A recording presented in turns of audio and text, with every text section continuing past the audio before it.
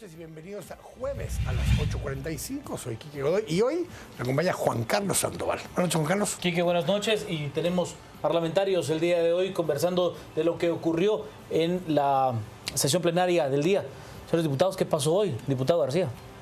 Bueno, buenas noches, mucho gusto. La verdad es que lo que sucede en el Congreso nosotros lo habíamos predecido porque era bastante inusual que el líder llegara los últimos 2 meses al Congreso de la República, y cuando llega es porque posiblemente hay un acuerdo con el Partido Patriota. Y bueno, hoy fuimos testigos de que cuando se impulsa la iniciativa, habían 3 propuestas. La iniciativa que llevaba la ley electoral de partidos políticos como primer punto, otra propuesta de Junta Directiva de la iniciativa de ley electoral de partidos políticos, y otra propuesta donde ponen como primer punto el quitarle el antejuicio al presidente.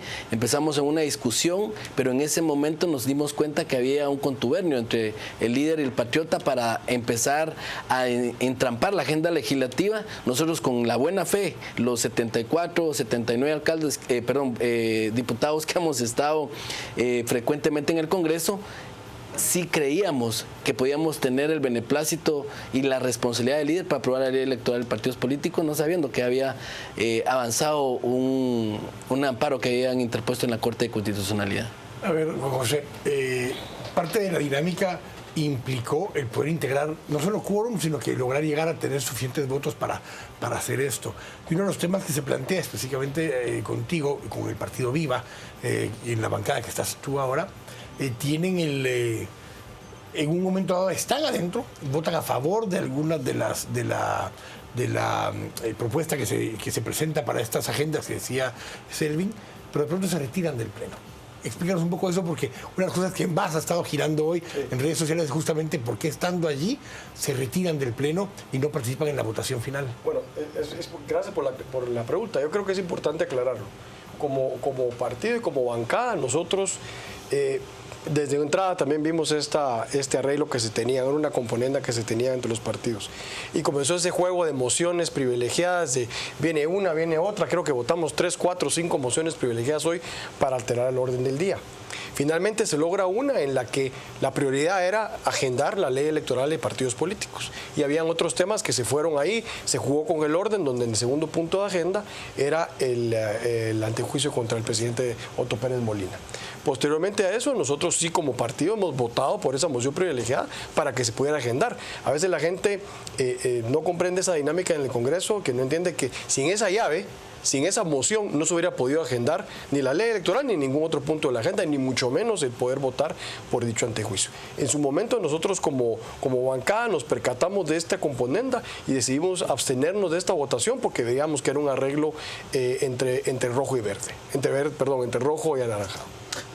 Diputado Blanco, pero a ver, ustedes son parlamentarios muy experimentados. Es ingenuo pensar que políticamente llega de somplón la bancada líder, y pensar que pues llegan de buena fe sería ingenuo, ¿no? Miren, como lo decía Selvin, nosotros ya teníamos prácticamente esa lectura de qué es lo que iba a suceder, que en algún momento iba a aparecer ese líder, iban a jugar con los números con el Partido Patriota e iban a proteger al presidente Otto Pérez manteniéndole la inmunidad. Nosotros lo que creemos es que Otto Pérez lo que ganó fueron 5 meses de inmunidad, 14 a las 14 las tendrá que dejar, y entonces se va a poder investigar. Lamentablemente el Congreso nuevamente se generaliza en el marco de una votación en la que 88 diputados, incluyendo algunos del líder, votamos para quitarle la inmunidad al presidente. Bueno, la mitad de los que votaron a favor de levantar la inmunidad fueron de líder, justamente, sí, 43 votos. Pero fueron 42, pero tienen 64 diputados. Ellos sacaron varios diputados.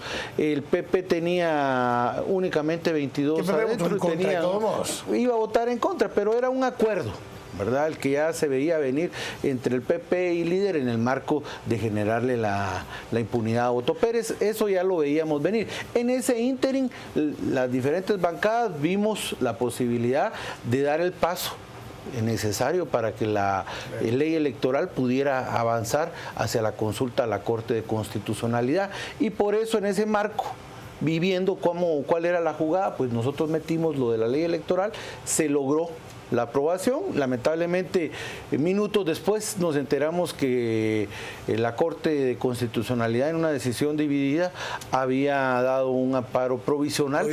Esperamos nosotros que en la discusión del amparo en definitiva, pues se pueda lograr, y ojalá la Corte de Constitucionalidad pudiera entrar a dictaminar y a analizar el proyecto que se envió. Y ojo, ¿verdad? Porque también en ese marco, Líder también hizo dos jugaditas. En el marco de la ley electoral, presentó una enmienda que va a consulta en la que está elevando de $2 a $10 el techo de la deuda política hacia los partidos políticos.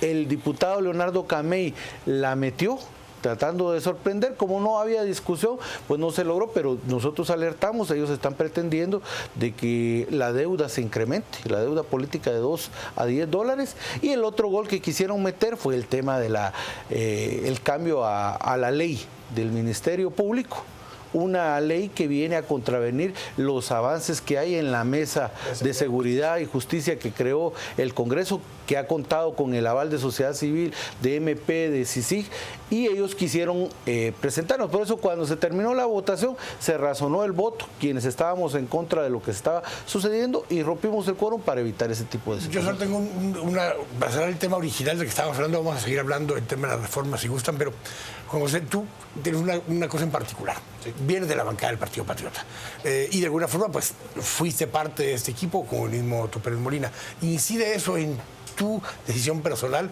de no votar en ese momento a favor de que se levante la inmunidad del presidente Pérez Molina? No, para nada.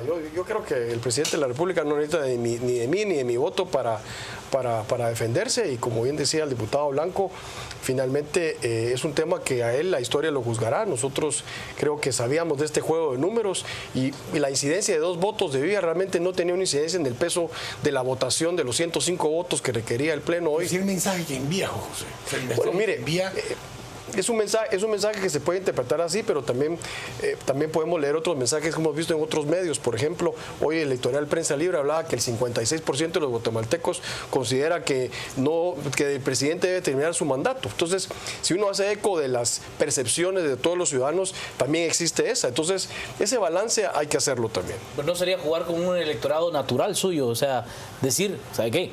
El electorado de clase media urbana, sí esperaba que al menos se hicieran presentes y que estuvieran ahí y que marcaran estar presentes. Estuvimos presentes, marcamos, y la moción privilegiada que permitió agendar el antejuicio fue votada por Viva. Diputado, yo quisiera preguntarle, ¿están muertas las reformas a la ley electoral de partidos políticos así de manera puntual? Yo creo que no. Tenemos que hacer un esfuerzo para poder rescatar precisamente lo que hemos hecho en la Comisión Electoral de Partidos Políticos y lo que hicimos algunas bancadas del Congreso de la República. A mí me gustaría también hablar de algunas incongruencias.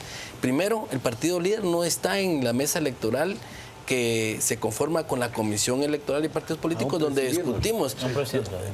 Solo la presidió, ¿verdad? Pero no estuvo presente durante la discusión de 8 días, donde sí, con mucha responsabilidad y atino, presentamos las enmiendas y conocimos las 3 propuestas que se tenían.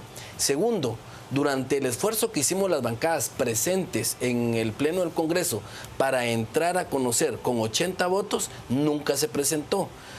Vienen y presentan una acción de amparo en contra del procedimiento de los 80. Sin embargo, existen 3 precedentes. Uno de 2005, cuando era presidente Méndez Gebruger, otro en el 2008 y otro en el 2013, que sí se puede entrar a discutir hasta en tercera lectura, irse con un acuerdo a la Corte de Constitucionalidad, pero para aprobar sí se necesitan 105 votos. Bajo el votos. argumento que los 105 votos son para la aprobación Así final. es. Además, la Constitución lo establece. A nosotros, en lo personal, como abogado y como miembro de la bancada Creo Unionista, sí creemos que la Corte posiblemente no interpretó el tema de lo que nosotros veníamos como bancadas hasta el día de hoy haciendo. No íbamos a aprobar con 80 votos una ley de rango constitucional. Necesitábamos que vinieran de la Corte los dictámenes y posteriormente, por supuesto, con 105 votos. Entonces sí hay una serie de incongruencias.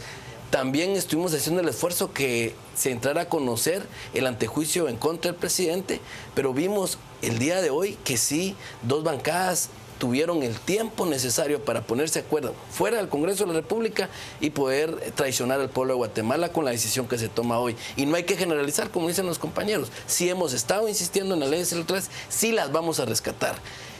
Lo que sí es cierto es que sí necesitamos de los votos rojos para aprobarla con 105. Ahora que nos enmienda la plana en la Corte, aunque yo creo que en forma definitiva la Corte va a retractarse y nos va a dar el beneplácito al Congreso, porque hay precedentes que son fuente del derecho, hay también gacetas de la Corte y no se basaron para resolver en cuanto a eso.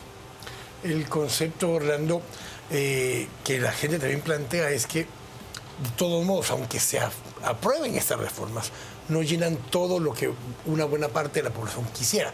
Y lo digo así porque habrá sectores que quisieran que las cuotas fueran incluso mejores, ya sea para mujeres o para pueblos originarios. Hay algunos que quisieran que el tema de la no reelección fuera mucho más tajante. Hay algunos que quisieran que el tema del transfugismo fuera de otra forma. No sé qué va a quedar bien, aunque estas reformas se rescaten, Orlando. Yo he escuchado a varias gente opinar y a veces es evidente que incluso no han ni siquiera leído el dictamen que emanó de la comisión ni las enmiendas que se han propuesto. Y entonces hay en el escenario una serie de planteamientos que van en contra de un avance real que trae esta reforma. Posiblemente hayan algunos desacuerdos, pero de lo que tenemos a lo que podemos obtener con esta reforma a la ley electoral hay una distancia muy importante.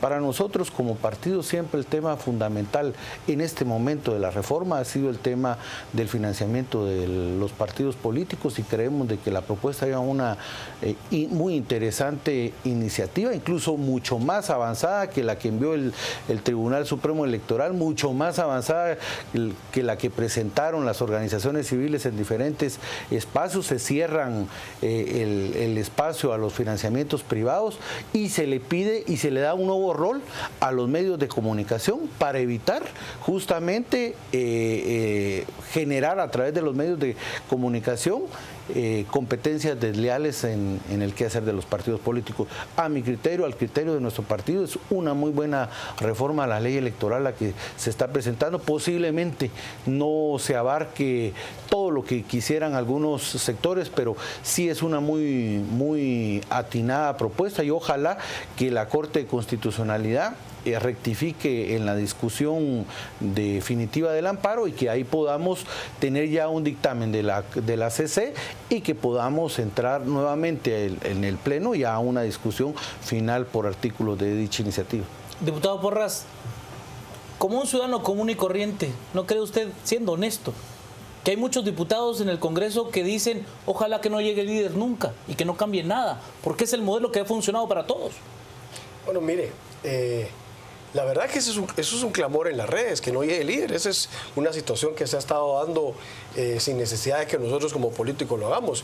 Pero yo creo que independientemente de que no llegue el líder, finalmente lo importante para el ciudadano que vota por nosotros cada 4 años ese es el mensaje que yo quisiera dejarles, es que no nos dejen, que no se acuerden de los políticos cada 4 años, sino que hagan un acompañamiento, porque pareciera que los políticos se acuerdan de nosotros cada elección y a los siguientes 4 años la siguiente elección, y realmente no hay un seguimiento, no hay auditoría ciudadana. Entonces queremos tener diputados diferentes, tenemos que comenzar a hacer cosas diferentes. Si queremos lo mismo, vamos a seguir teniendo al mismo tipo de gente en el Congreso de la República. Solo hago una ronda rápida para cerrar, para que la gente sepa. Selvin, ¿en qué listado vas para la reelección? Voy aquí en el Distrito Central, Metropolitano. Listado Nacional del Muy Viejo. Orlando. Segunda casilla del Estado Nacional. Gracias a los tres por habernos acompañado hoy por la noche. Vamos a continuar hablando de este tema más tarde con Juan Carlos a las 10 p.m. y con Edgar Ortiz. Pero mientras tanto, vamos al corte, volvemos en un momento. Estamos acá a las 8:45.